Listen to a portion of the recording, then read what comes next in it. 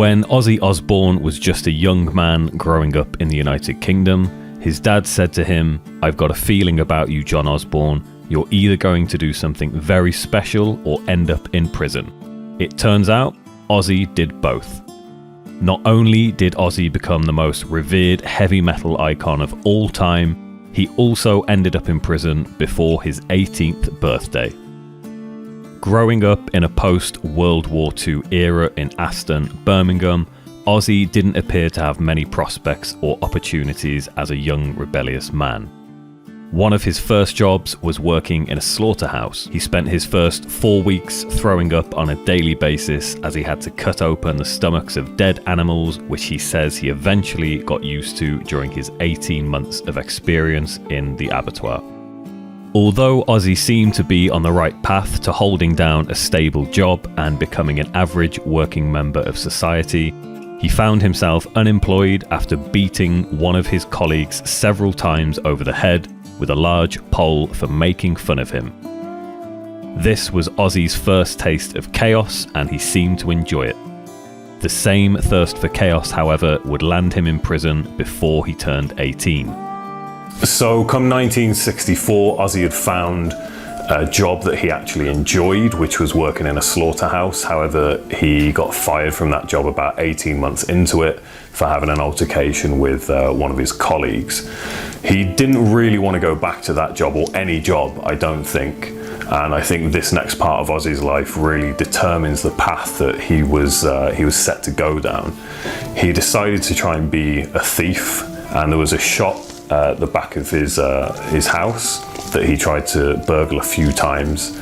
On the final attempt, I believe a television fell on top of him, so he wasn't a great burglar, and he left fingerprints all over the place as well. About a week later, the police turned up, and it turned out Ozzy had used a pair of gloves without any thumbs on them, so he just left fingerprints everywhere, and he went to prison. Ozzy grew up in a part of Birmingham called Aston, which didn't exactly give him a ton of opportunity. He spent most of his nights either trying to find money to buy a pint down his local boozer, or being thrown through shop windows after getting into fights. According to Ozzy, one fight left him so badly injured that he had a chunk of one of his tattoos ripped out, and he spent most of the night in hospital. Luckily, Ozzy learned how to tattoo himself in prison, so he could easily ink himself again if he found the urge to do so, which he did often. The first tattoo Ozzy gave himself was a pair of smiley faces on his knees. He said he did this so he could cheer himself up whenever he was on the toilet. With very little job prospects to look forward to, Ozzy had to keep his spirits up somehow. He would soon start to look towards music for that opportunity and hope.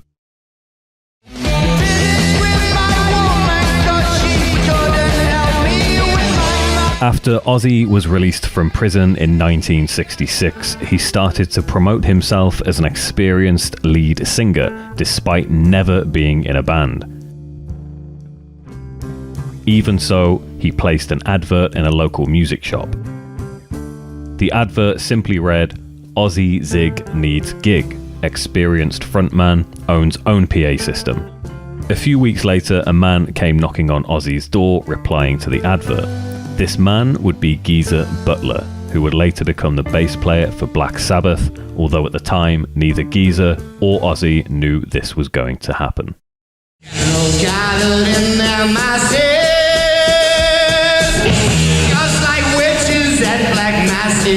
Even though the Osborne family didn't have a great deal of money, luckily for Ozzy, his father took out a loan to buy him a PA system so people would take Ozzy seriously.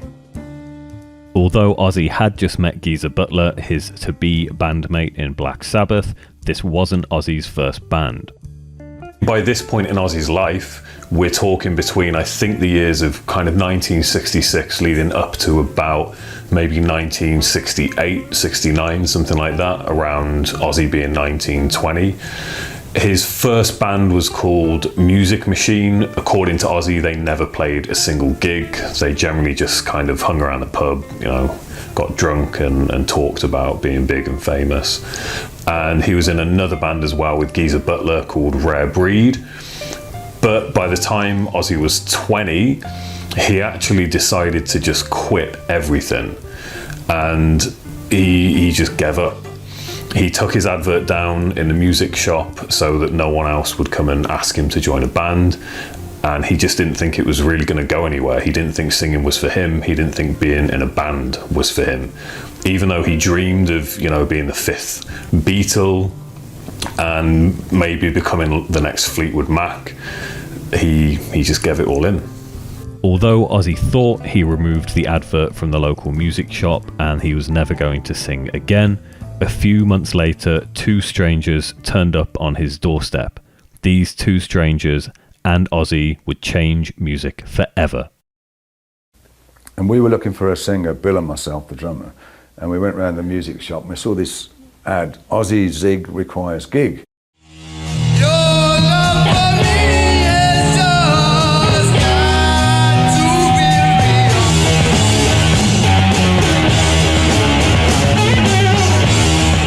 Toni Iommi and Bill Ward turned up to Ozzy's house and spoke to him about the advert in the music shop. Even though Ozzy thought the advert had been taken down and he was ready to give up on his music career, the three ended up talking about music over a few beers and decided to form a band. Not only was this the last chance Ozzy would probably get at becoming a full-time musician, but the same was also true for Toni Iommi. He was in a band making money called Mythology until some members were busted for drugs, which meant that Toni had to move back to Aston. Being busted for drugs back then was a lot more of a big deal, even if it was just marijuana. The three teamed up with Geezer Butler and Black Sabbath were formed.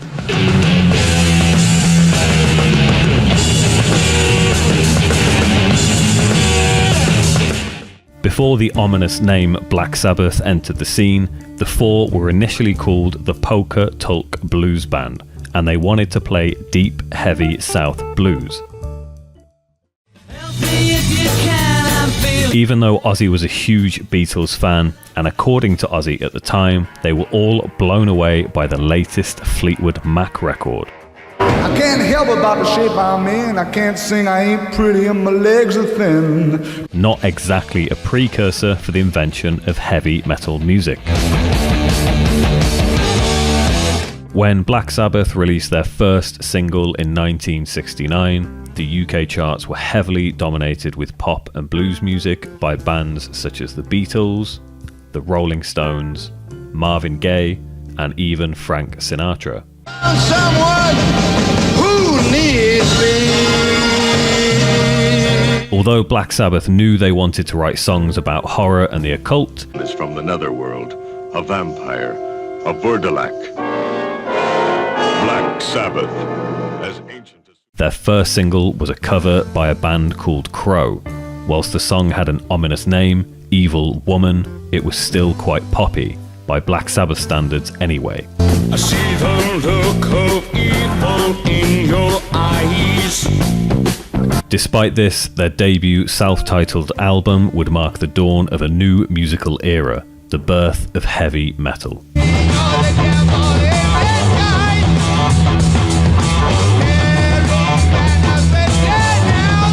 This debut album by Black Sabbath landed them a number 8 spot on the UK charts in 1970, and it spent 42 weeks in the UK charts altogether. Ozzy Osbourne would spend the next decade fronting the first ever heavy metal band in the history of music, Black Sabbath. Not only would he go on to release some of the most influential albums of all time with Sabbath during their early years, but Ozzy Osbourne was also now firmly set on a path of destruction and chaos, with an incredible 40-year solo career as Ozzy Osbourne, the Prince of Darkness. In 1970, Ozzy would be launched into the world of touring, and Black Sabbath would spend the next 8 years with Ozzy being taken around Europe and North America. During this time, Black Sabbath would be supported by bands such as Van Halen and even Kiss.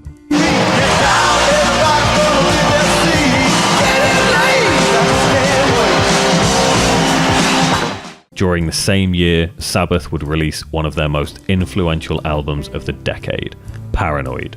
Not only this, the very presence of Black Sabbath, as well as Led Zeppelin and Deep Purple in the early 70s, opened the doors for bands such as Iron Maiden, Judas Priest, and Motorhead, who would all help to spearhead the new wave of British heavy metal movement in the late 70s. This is a true testament to the importance and influence of Ozzy Osbourne and Black Sabbath when it came to the foundations of heavy metal.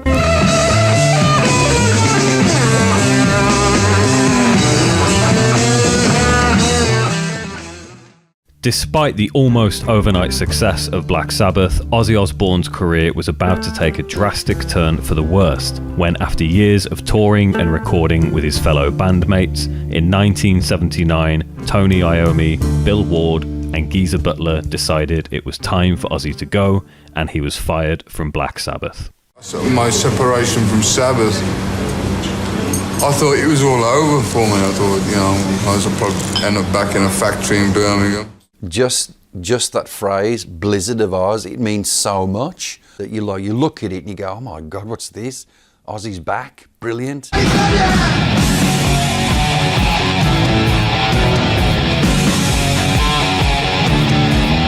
Now we're entering Ozzy Osbourne's solo career, his debut solo record, Blizzard of Oz, and an iconic era for rock music with the discovery of Randy Rhoads.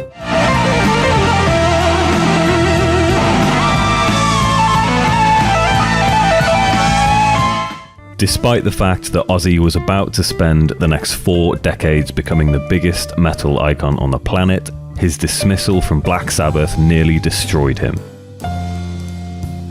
After being fired from the band, Ozzy thought his dream of being a rock star was over, and he spent the next few weeks locked in a hotel room in Los Angeles, drinking himself into oblivion, along with the usual excess Ozzy had become familiar with when it came to substances. Not only was this a defining moment in Ozzy's life, but he was also about to be saved by his future wife, Sharon Osbourne, known at the time by her maiden name, Sharon Arden. Are you crazy? I wouldn't go near him with Dad. It'll end up in my back. Just for fun. In a recent behind-the-scenes video, the actors that played Ozzy and Sharon in the music video for Under the Graveyard gave some insights into Ozzy's struggles at the time.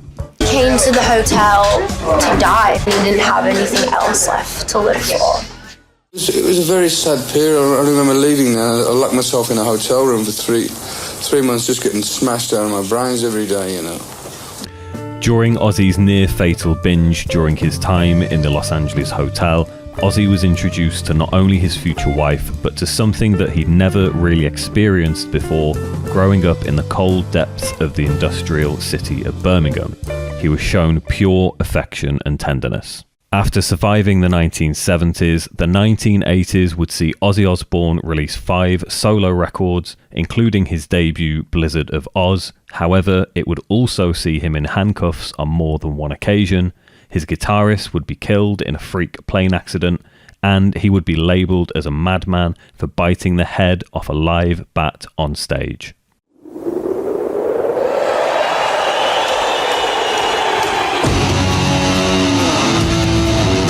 After Sharon had managed to clean Ozzy up and help him secure a record contract, Ozzy started to look for a new band. Ozzy would team up with Bob Daisley, Lee Kerslake and Randy Rhoads, releasing 2 incredible albums just 1 year apart. Blizzard of Oz in 1980 and Diary of a Madman in 1981.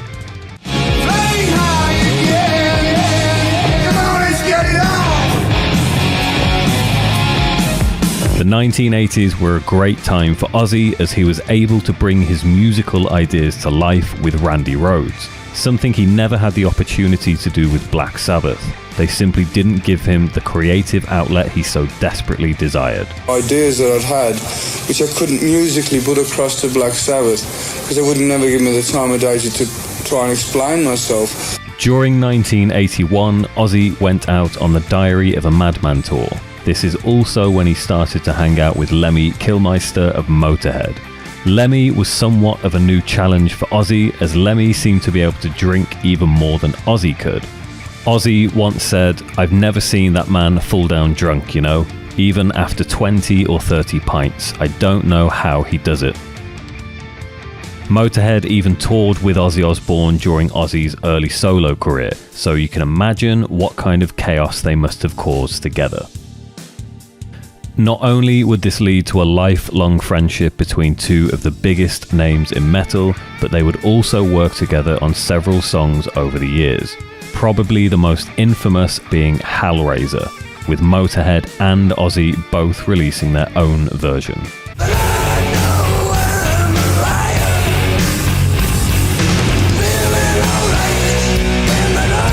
Although Ozzy's solo career was making him a superstar, something he dreamed of being his entire life, his relationship with Sharon started to fall apart as they began to argue constantly, largely fueled by Ozzy's substance addictions. Not only this, tragedy would strike the band with the untimely death of Randy Rhoads.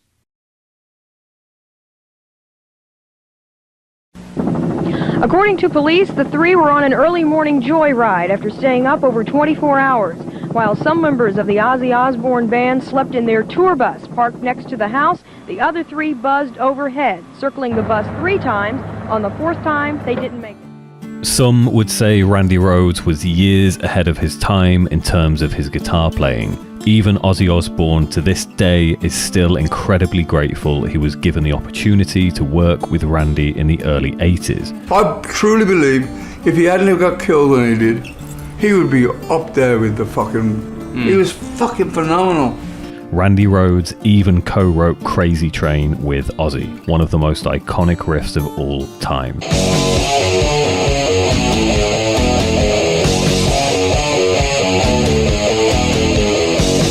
Despite Ozzy losing his friend and guitar player just days before in a tragic plane crash, Ozzy decided to continue the tour, all in the name of rock and roll and in honour of Randy Rhoads.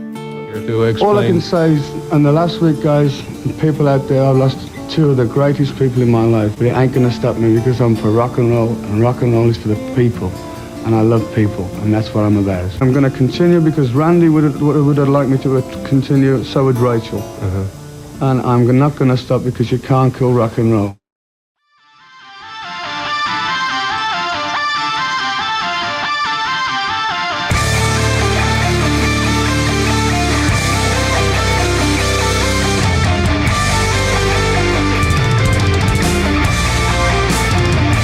The start of the 1980s was probably one of the most difficult periods in Ozzy's life. The loss of Randy Rhoads was devastating to him, and his relationship with Sharon was chaotic at best. Ozzy hadn't really taken a break from the chaos since his early days of fighting in bars before he even joined Black Sabbath. Not only this, Ozzy was married previously for over 10 years from 1971, a marriage he left to be with Sharon. So he really hadn't taken any time for himself to heal or get his thoughts together.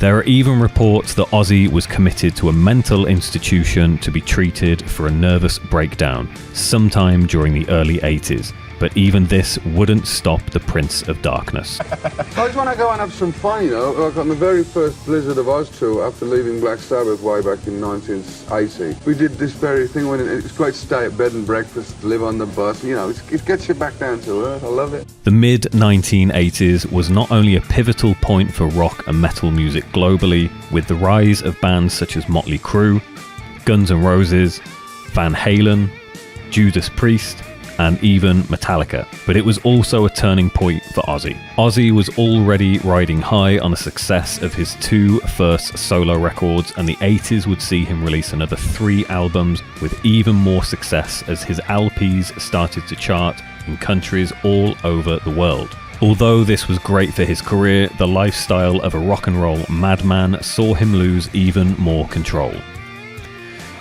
In 1984, Ozzy was arrested in Memphis for being so intoxicated he could hardly walk. Luckily, on this occasion, he only spent 5 hours in jail and was released. In the same decade, Ozzy would be known worldwide for biting the head off of a live bat on stage. Although the bat was real, Ozzy thought it was a toy, which is why he didn't think twice about doing it. Somebody threw a bat on stage, and I thought it was one of these toy bats. So I picked it up, bite the thing's head off, and suddenly everybody's freaking out because it's a real bat. Still, in the same decade, he actually did the same thing with a dove during a meeting with some record label executives. This time, he knew it was real. Ozzy enjoyed the chaos. After Ozzy had the infamous encounter with the bat, he had to be rushed to an emergency room and given shots to prevent him from contracting rabies. And I tell you what, guys, it ain't fun when you get them rabies shots. Them shots hurt, man.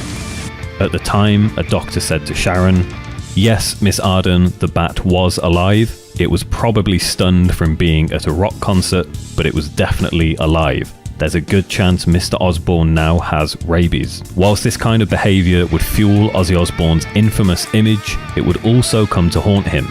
During the 80s, his fans would turn up to gigs with dead birds and lizards and start throwing them on stage as he was playing. Ozzy had almost become sort of a cult leader. At one show, a fan even threw a live snake on stage, which terrified most of the stage crew. Although the 80s was arguably Ozzy's most relevant decade in terms of his initial success, as well as securing his place in history as one of the craziest musicians on the planet, the late 80s and early 90s welcomed in a new breed of bands and a shift in popular culture and genre. Whilst many bands and artists from this era slowly faded into the background, Ozzy Osbourne managed to survive because he had something that other bands didn't. He also had the characteristic personality that people remembered, as opposed to just the music. People didn't just love Ozzy's music, they loved Ozzy.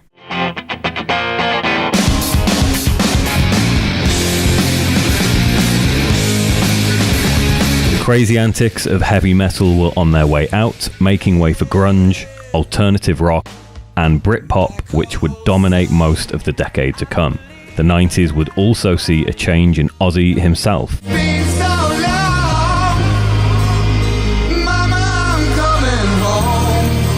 The once wild man of rock and roll now had 3 teenage kids to look after with Sharon, Jack Osbourne, Kelly Osbourne, and the lesser-known Amy Osbourne, all born in the 80s. Another defining moment of Ozzy's life took place in the 1990s. He would finally find himself on the path to sobriety, a path that most likely saved his life. I've been shamed before, I've been in prison before, I've been all that. The thing comes when you make that decision, you go, I need help, I'm going to get help.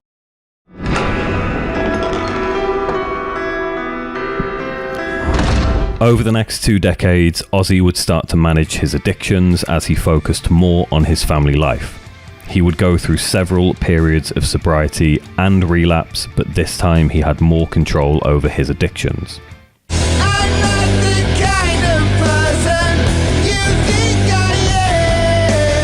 He began to deeply regret how his behaviour in the past had affected his family, his wife Sharon, and his children. He knew he had to start making some changes if he wanted to see his kids graduate college and one day get married.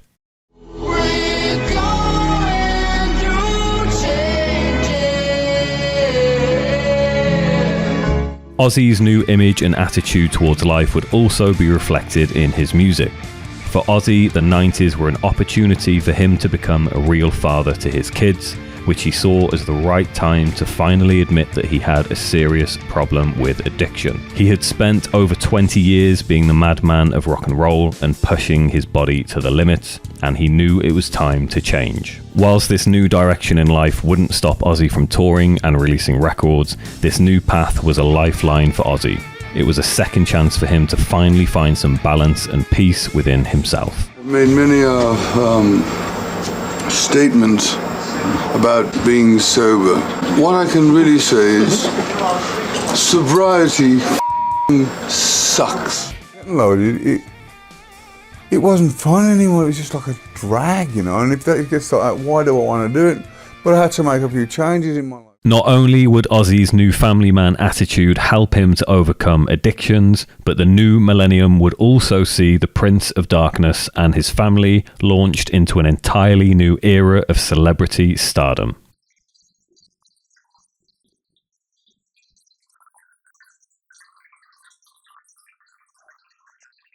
On March the 5th, 2002, the first episode of The Osbournes aired on MTV. an all-out exclusive look behind the scenes of the private life of Ozzy Osbourne and his family. The show ran for 4 seasons between 2002 and 2005 and would paint Ozzy in a light like no other. Only his family and close friends had ever seen this side to Ozzy. Although this was a brand new chapter in Ozzy's life, it was also a chapter that would bring with it several long-term health issues. The first of which involved a near-fatal quad biking accident causing a broken collarbone, 8 fractured ribs which were pressing against vital blood vessels, and damaged vertebra in his neck. As a result of the accident, Ozzy had several metal rods placed in his back which have caused no end of pain and discomfort since. More recently, Ozzy was rushed to an intensive care unit after contracting pneumonia, and many people feared the worst. Even this, however, would not stop Ozzy Osbourne, the Prince of Darkness.